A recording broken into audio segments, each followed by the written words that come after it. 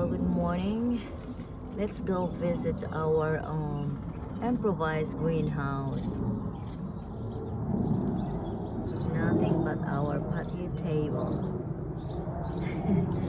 So anyways, our tomatoes are getting bigger. Actually, they're now bearing flowers. So by the time they will go into the ground, magsugod na sila puhon-puhon, mamunga. And our, look at that, excuse me, string beans, ang ato ang ampalaya, taas na, buyag-buyag. That's just one pot.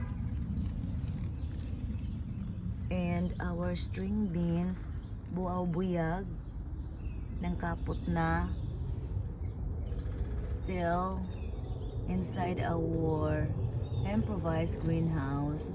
They can't really wait to get outside, to see the outside world.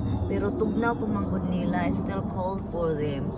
I just opened this and look, it's not even that cold, pero nakuan pa ang dahon o na laos. Basta mahangin na nung tugnaw gani, malaos pa sila.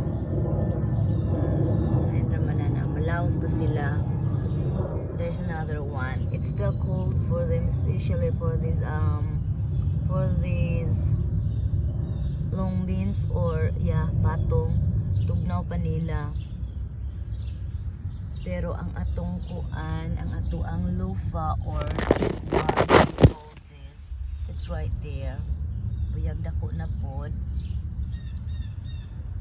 Kari wa man malaos kay wa man gigawas.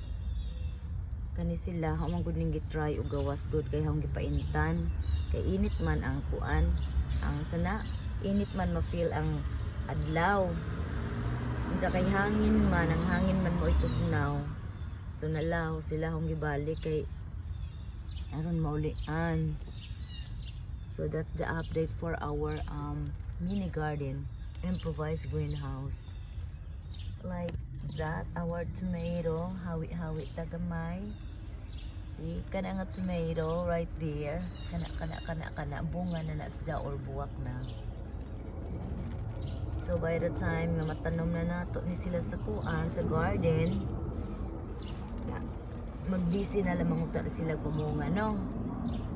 And then napadian na ang tomatoes and peppers.